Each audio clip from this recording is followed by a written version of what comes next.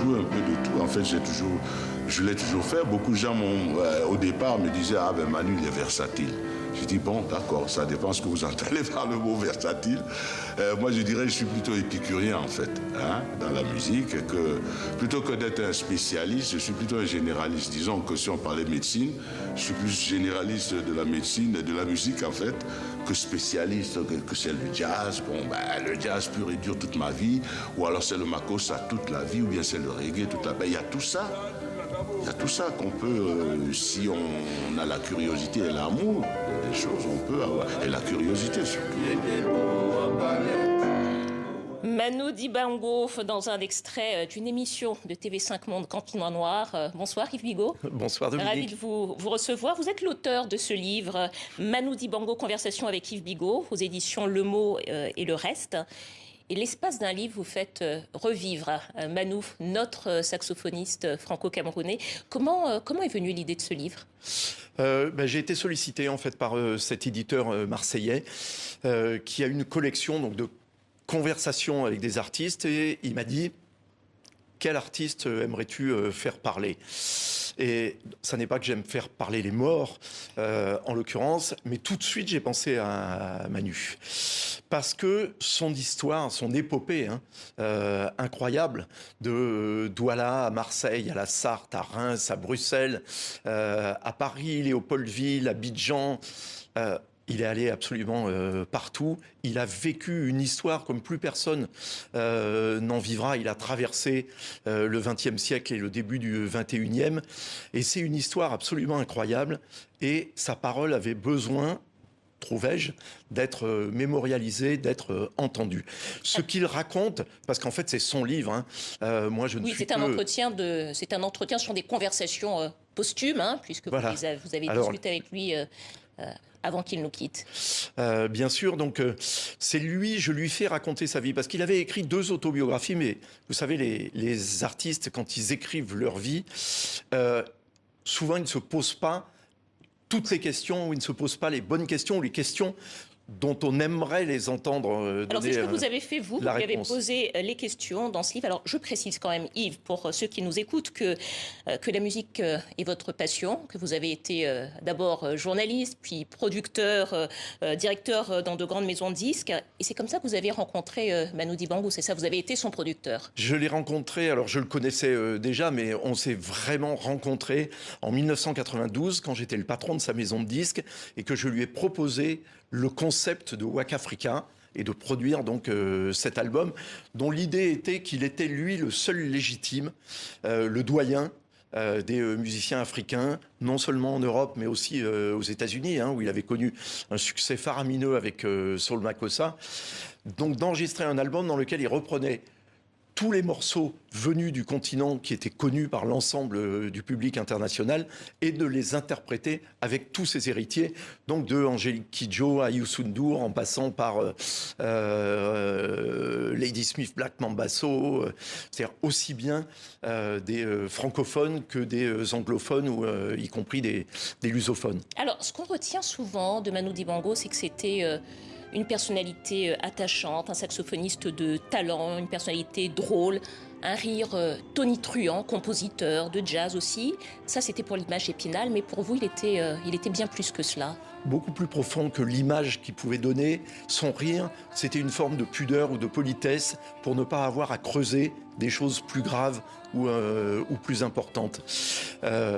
Et il n'est pas qu'un saxophoniste, c'est un multi-instrumentiste. Il joue aussi du piano, du vibraphone, de l'harmonica, de la mandoline, de la marimba, etc. Mais c'était aussi un arrangeur, c'était un compositeur, et il a marqué l'histoire de la musique africaine, mais aussi de la musique en France. Il jouait avec Nino Ferrer, avec Dick Rivers. Vous dites que c'est un géant du XXe siècle. Oui, alors pas uniquement par sa taille et puis par sa posture et son image assez remarquable, parce que oui, il a marqué la musique à Paris, il a marqué la musique à Bruxelles, il a marqué à Léopoldville, avant qu'elle ne devienne Kinshasa la Belle. Alors justement, je vous interromps Yves, peut-être qu'on va voir quelques images de Manu Dibango à Léopoldville, c'est comme ça qu'on appelait Kinshasa à l'époque. Manu Dibango, qui est arrivé en France à l'âge de 15 ans en 1949, et puis ensuite qui a fait des allers-retours perpétuels entre l'Afrique et le continent, on le voit ici à Léopoldville. Qu'est-ce que cette ville a représenté pour le musicien qu'il était ? C'était la capitale de l'Afrique, Léopoldville à l'époque. Années 60, 70. C'était le centre où venaient tous les artistes, tous les musiciens. Il y avait une industrie musicale qui existait, qui n'était pas dans les autres pays africains. Et puis, il y avait toutes les stars, ces orchestres. L'orchestre OK Jazz de Franco Luambo, il y avait l'African Jazz de Alors là, on le voit Kabasele. avec Taboulé Rochereau à l'extrême droite de cette image et Manu Dibango à l'extrême gauche. Qui était le chanteur du Grand Calais. Donc, et Manu a intégré cet orchestre. Donc, il est arrivé à Léopoldville dans les bagages du Grand Calais et au moment du triomphe de l'indépendance Tchatcha et au moment de l'indépendance du Zaïre. Et c'était une ville, c'était magnifique, Léopoldville. C'était le Rio de Janeiro de l'Afrique, une très belle ville avec des grandes avenues, des très belles villas et une scène artistique extrêmement extraordinaire. Vivante. Et d'ailleurs, en 1974, Manu Dibango retourne à Kinshasa pour le grand concert avec le combat du siècle, 74, et où là, il rencontre aussi, il se trouve également avec tous les Sud-Américains qui viennent pour ce concert. Oui, bien sûr. Alors lui, il venait des États-Unis, de son triomphe avec Saul Makossa, où il a habité pendant plus de 3 ans à New York, et il revient avec les Fania All-Stars, c'est-à-dire les superstars Pacheco, de la salsa, de Porto Rico, et tout ça. Et il se retrouve dans Kinshasa pour donc ce célèbre combat que Mohamed Ali va remporter, et qui est d'ailleurs mémorialisé dans 2 films depuis. Mais Manu, vous le disiez, Dominique, surtout c'est quelqu'un qui avait derrière son rire, encore une fois, une pensée très profonde, une expérience très importante. C'est ça que je voulais lui faire raconter. Et puis son histoire, parce que il dit quelque chose qui est extraordinaire, parce que c'est une histoire qui n'est pas racontée. Et là, je parle d'une histoire française. Il dit, mais moi, quand je suis arrivé en 1949 dans la Sarthe, j'avais 15 ans, je n'ai pas connu le racisme. Ça n'existait pas dans la France d'après-guerre. Pour plusieurs raisons. La première, c'est qu'on sortait de l'occupation et de la guerre, et donc il y avait beaucoup de solidarité, les gens voulaient s'entraider pour oublier cette période très dure. Et il dit, et par ailleurs, nous, les Africains, en France, on était des étudiants. Et donc on devait, après nos études, repartir dans nos pays. Donc on venait prendre le boulot de personne.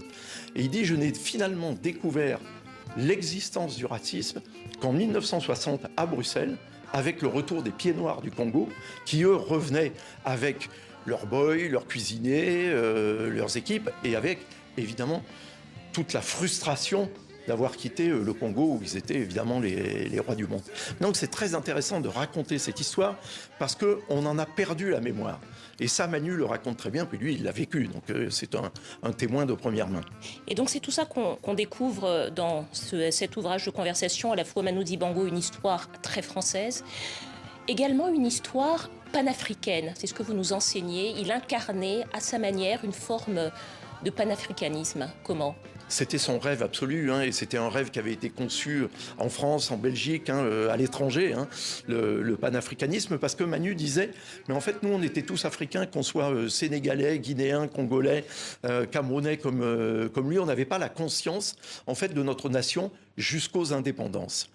Et il a beaucoup souffert de ce rêve panafricain, parce que s'il a été une star à Léopoldville, il a dû fuir son propre pays, ensuite le Cameroun, pour revenir en France en 1964. Puis ensuite, après les États-Unis, quand il est allé à Abidjan, où là aussi il était accueilli et quasiment